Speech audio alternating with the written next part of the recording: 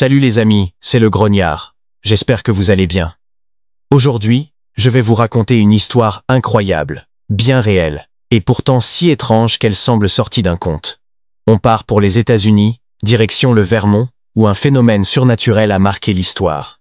Les disparitions mystérieuses du triangle de Bennington. Préparez-vous, cette histoire va vous hanter longtemps. Un endroit troublant. Le triangle de Bennington est une région forestière située dans le Vermont, réputée pour ses paysages magnifiques et ses mystères inquiétants.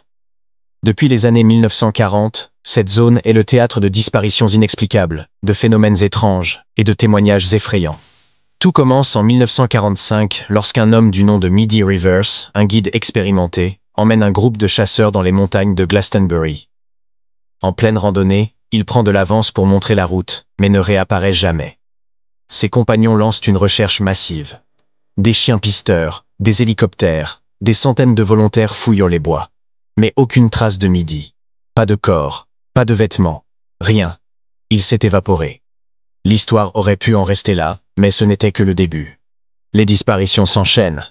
Un an plus tard, presque jour pour jour, une jeune femme du nom de Paula Weldon, 18 ans, décide de partir en randonnée dans la même région.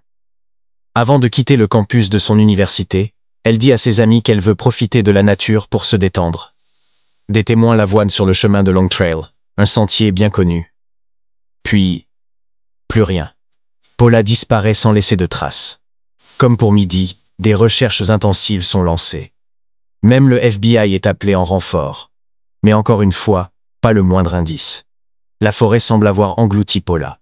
En 1949, un troisième cas vient ajouter une couche de mystère. Un vétéran nommé James Tedford monte dans un bus en direction de Bennington.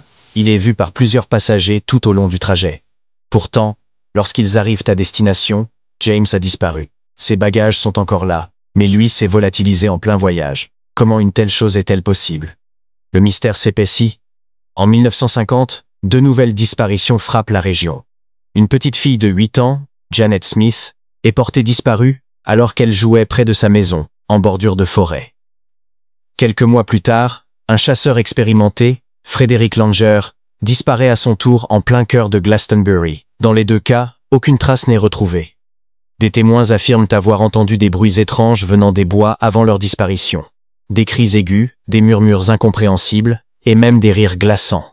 Ces disparitions ne semblent avoir aucun lien entre elles, si ce n'est leur localisation dans le triangle de Bennington.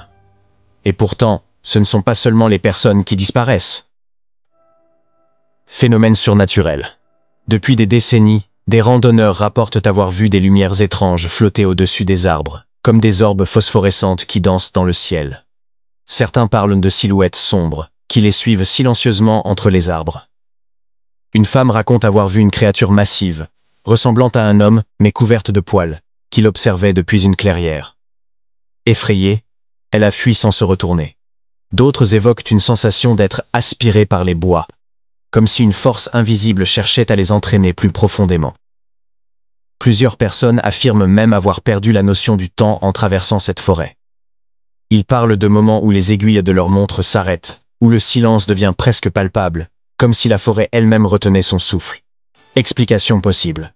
Les scientifiques, sceptiques, ont tenté d'expliquer ces phénomènes. Certains disent que la région est truffée de grottes et de gouffres cachés, où des personnes pourraient tomber sans laisser de traces. D'autres évoquent des anomalies magnétiques qui pourraient désorienter les randonneurs. Mais pour les amateurs de surnaturel, il s'agit de quelque chose de bien plus sinistre. Certains croient que le triangle de Bennington est une zone où les dimensions se chevauchent, permettant à des entités d'un autre monde d'interagir avec le nôtre. D'autres parlent d'une malédiction vieille de plusieurs siècles, liée aux peuples autochtones qui considéraient ces bois comme sacrés et dangereux. Une légende vivante. Aujourd'hui encore, le triangle de Bennington continue d'attirer les curieux et les chasseurs de mystères. Pourtant, la forêt garde jalousement ses secrets.